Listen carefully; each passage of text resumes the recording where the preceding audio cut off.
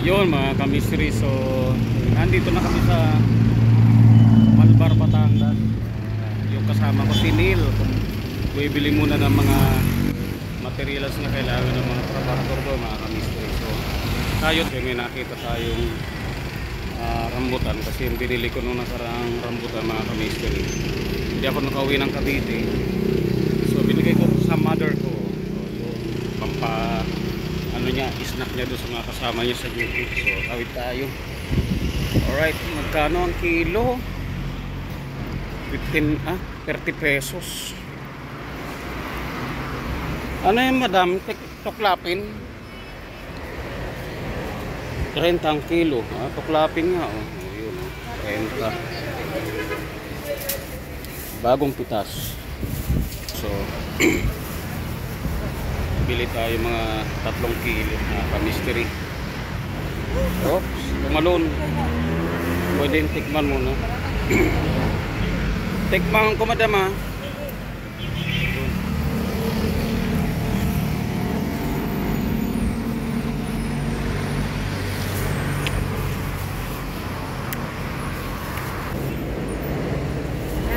Okay. So yun mga kamisteri, balik na tayo. Pabili tayo mga 2 kilo. Kasi ito naman madali siyang ma-overripe kahit na natanggal na siya sa puno. Yun, madali siyang ma-overripe. Alright. So tawid tayo. Wala pa nung pa. Namimili pa siya. Okay, alright. So yun. So ito mga kamisteri, uwi natin mamaya. Pasalubong natin si Commander-in-Chief. Alright, so happy day. Today is Wednesday. Dito maulap mga kamisteri. Kanina palabas namin kanina ng Metro Manila, so maulan doon. Pagdating namin dito yung maulap, cloudy. So far hindi pa naman siya umulan. Sana wag siya magtuloy-tuloy umulan, kasi uwi tayo mamaya ng Cavite, mahirap nang mabasa. Pero ready naman tayo, meron tayong patuloy. Okay, alright, so good morning. Good morning, good morning. Ayun, good evening mga kamisteri. So now alas 9 na rin, quarter to 9. So pauwi na tayo ng Cavite. So nakakuha tayo kahit paano na papuntang Muntinlupa.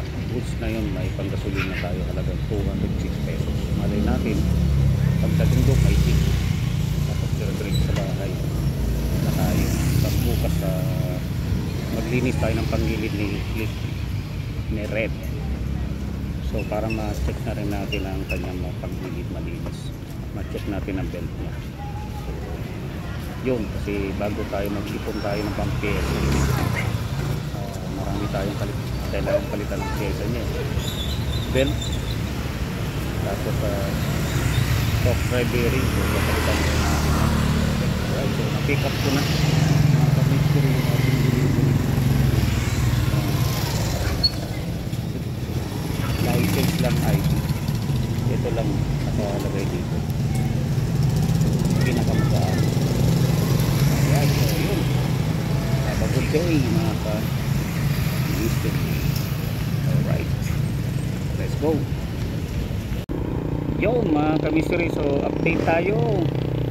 Medyo nag-delay tayo ng konti kasi wrong pin ang location ng ating drop-off. Kasi ang nag-book yung taga Quezon City. Ang nag-appear lang kasi 26 Street Imus, pero nasa bagong karsada lang pala sila. Bagong karsada 1. So ito na to, papunta na to, tatagos na tayo ng Danghari. Yung nasa harap na yan, dire-diretso na yan pa Danghari. Okay mga kamisteri, so bago kumuwi magpapagas muna ako. Okay, alright, so let's go. Uwi na rin kami na Red. Ang binigay naman ni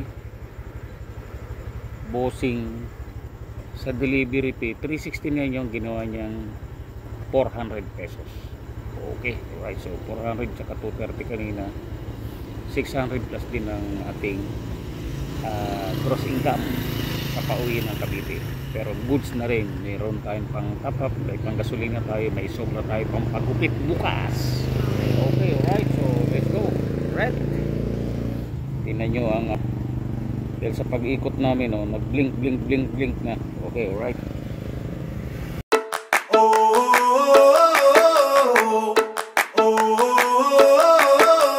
Tell me what it takes to get you feeling alive. Tell me how to show you it's a beautiful life. I'll do anything to pull you into the light, 'cause everything will change when you open your eyes. Yeah. So don't you let the sunlight go by without you. Don't you realize how lucky we are? Open up your heart. Yon mga kamisiri, so update tayo. Magto-12 na rin tayo nakarating dito. Napuwing tayo kanina sa kalye sa kitamata natin. Okay, alright. So far so good naman. Nakarating na kami ni Red. Sa Red. Dito na kami sa bahay. Yun, so ganoon na lang mga kamisiri yung kaganapan ngayon. Kahit papano nakadalawa tayo. So sa halagang 700. Yun, hindi na masama. So ang gastos natin gasolina 300 pesos, kasi yung mga konsumo pa natin yun nung nakarang araw pa yung pagpunta doon sa Quezon City, tapos pabalik-balik no Holy Spirit tas Fairview. Okay, alright, peace, I'm out.